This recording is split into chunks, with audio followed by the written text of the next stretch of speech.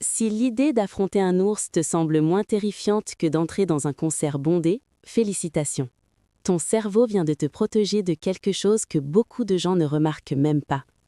Un véritable effondrement psychologique déguisé en divertissement. Et non, cela ne signifie pas qu'il y ait quelque chose qui cloche chez toi. Cela signifie simplement que tu vois des choses que la majorité préfère ignorer.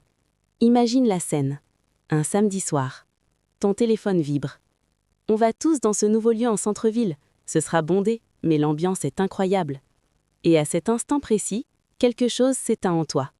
Pas parce que tu détestes les gens ou le plaisir, mais parce que ton cerveau a fait un calcul rapide et a conclu que cette ambiance incroyable coûte beaucoup trop cher émotionnellement. Tu n'es pas étrange, tu n'es pas ennuyeux, et tu n'es certainement pas le problème. Pendant que beaucoup vivent en pilote automatique, ton esprit est toujours plusieurs coups d'avance. C'est comme si tu jouais aux échecs dans un monde qui ne connaît que les dames.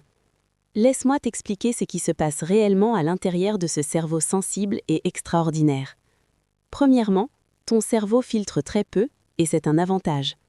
La plupart des gens entrent dans un endroit rempli de monde et leur cerveau ignore automatiquement la majorité de ce qui se passe. Il supprime les bruits, ignore les expressions, laisse passer les détails. Le tien, non. Ton cerveau enregistre tout, analyse tout, relit tout. Chaque mouvement subtil, chaque changement de ton de voix, chaque expression qui passe trop vite pour que les autres la remarquent.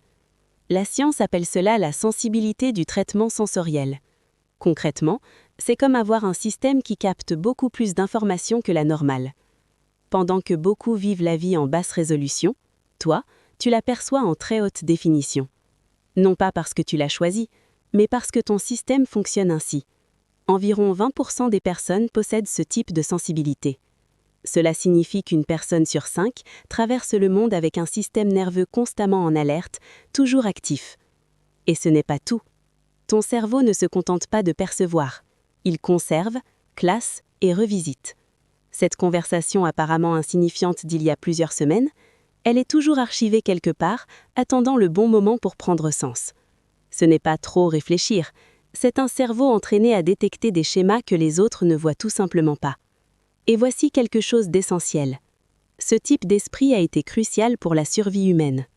Pendant que certains se détendaient, d'autres devaient entendre le danger approcher. Ils devaient repérer les signes subtils. Ils devaient anticiper avant qu'il ne soit trop tard. Tu n'es pas trop. Tu es le résultat d'un système qui a sauvé des vies. Le problème, c'est que le monde actuel n'a pas été conçu pour ceux qui perçoivent tout. Deuxièmement, tu n'es pas antisocial. Tu ne supportes simplement pas la superficialité. Tu ne détestes pas les gens, tu détestes la mise en scène. Dans les environnements bondés, presque tout le monde joue un rôle. Ils feignent l'intérêt, la joie, la tranquillité. Et toi, tu le vois. Pas parce que tu le veux, mais parce que ton cerveau lit ce qui se cache derrière les mots, le langage corporel, l'énergie, ce qui n'est jamais dit. C'est épuisant. Les psychologues appellent cela une sensibilité perceptive élevée. C'est comme porter permanemment un radar émotionnel. Des études montrent que les personnes qui préfèrent les environnements calmes ont souvent une intelligence émotionnelle plus développée. Non pas parce qu'elles évitent les gens, mais parce qu'elles les comprennent profondément. Tu préfères une conversation réelle et honnête à des dizaines d'interactions creuses. Et ce n'est pas un défaut, c'est de la cohérence. Les conversations superficielles, pour toi, ne sont pas légères, elles sont épuisantes. Ton système recherche la profondeur, la vérité, la présence. Le forcer à rester à la surface a un coût bien trop élevé. Troisièmement, ton système de récompense fonctionne différemment. Alors que certaines personnes se rechargent grâce au bruit, à la stimulation et à la foule, ton cerveau trouve sa récompense dans le silence, la concentration et l'introspection. Ce n'est pas que tu ne ressens pas de plaisir, il vient simplement d'ailleurs. Des moments de solitude, la lecture, les wandras solo, penser sans être interrompu. Pendant que beaucoup ont besoin de stimulation externe pour se sentir vivant, toi tu as besoin d'espace intérieur pour fonctionner pleinement. Et quand tu sembles ne rien faire, en réalité ton esprit travaille intensément. Il relie les idées, crée, processe.